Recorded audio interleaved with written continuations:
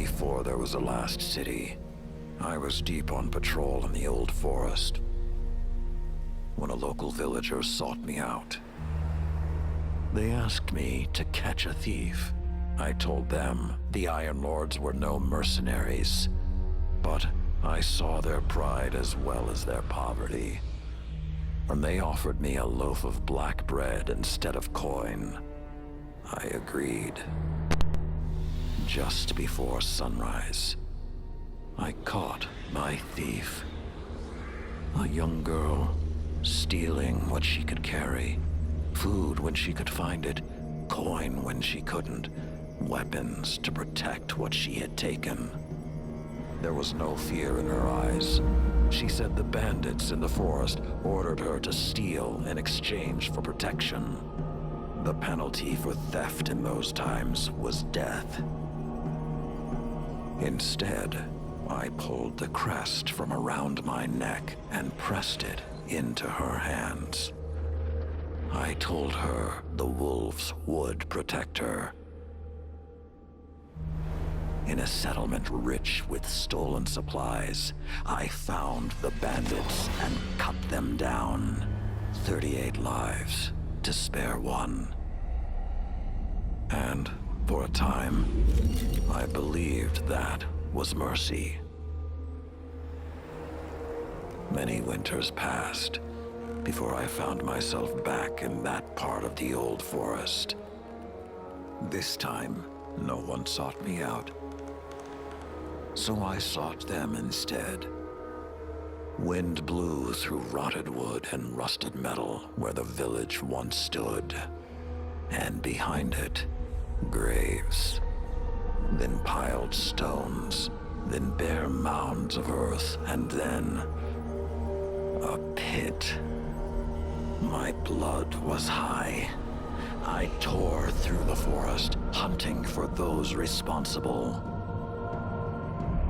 Finally, in a settlement rich with stolen supplies, I found her. A lightless woman with my crest around her neck. There was no fear in her eyes. She spoke plainly. When the villagers could no longer tithe, her wolves no longer protected them. She bled them dry, and when they had no more to give, she sent in her men, unleashed her wolves. Mercy to an enemy cannot come at the cost of mercy for their victims. The right path isn't always easy to find. But once you do, the only question is whether you're strong enough to walk it.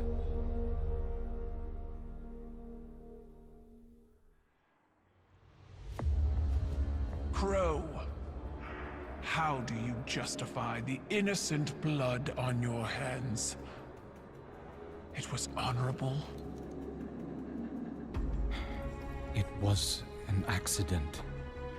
A Cabal word for accident has 2 syllables.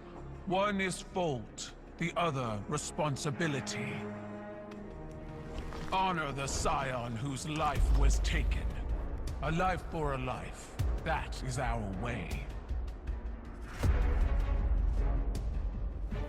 That is your way, not ours. You will not deny us justice! Do what you believe is right. I did.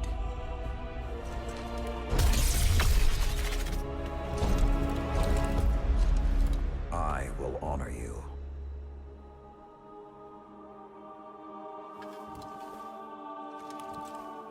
You demand a life for a life. Take mine.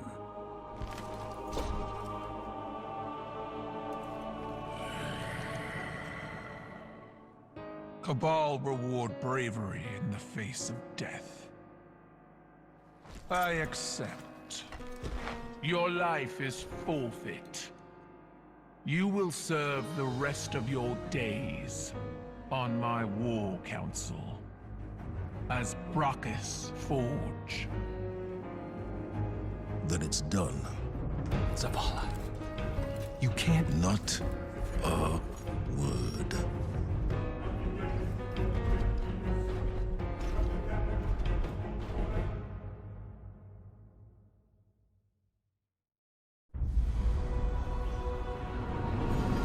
Before the Vanguard, before the city, there was a woman. Her name was Sophia, and she was a surgeon. She came to Lord Saladin's gates, offering her skills in exchange for shelter. Zavala was his protege then. He had been taught his purpose, and he followed it without question. She maddened him. He infuriated her. But respect grew to admiration, and admiration to love. Does it surprise you that Zavala loved?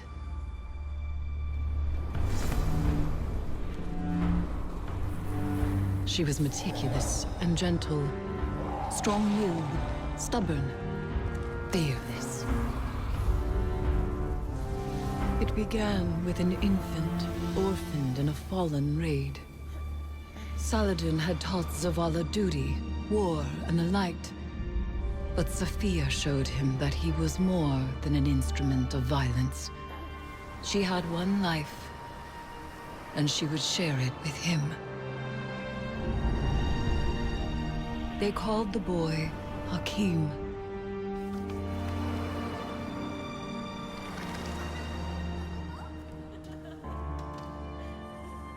And he called Zavala father. In his joy, Zavala thought to abandon the light, as he had abandoned Saladin's ways. That joy ended as it began, with their son. When Hakim followed his father into battle, Zavala could not protect him, and Sophia could not save him. Hakim died in his mother's arms. Zavala wanted her forgiveness, but she knew there was nothing to forgive. And that giving up the light would be no absolution for him. They returned to the lives they once led.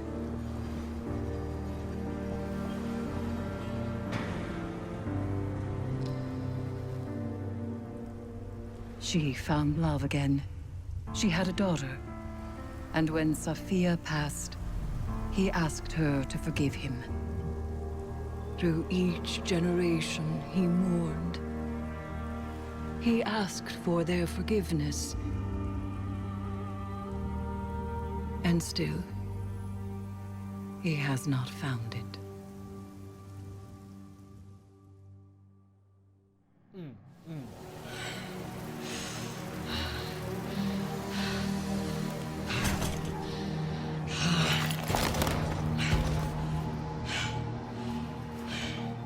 Don't.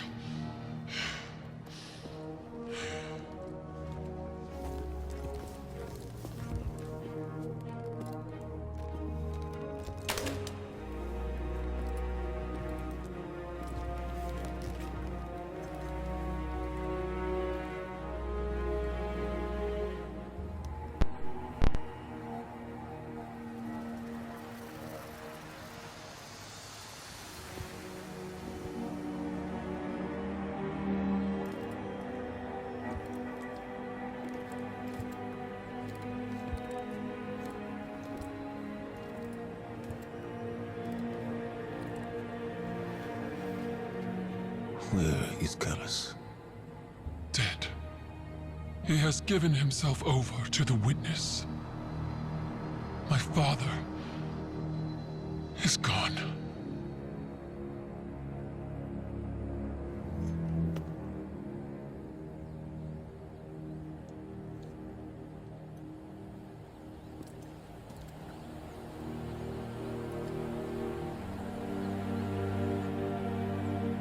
Safi.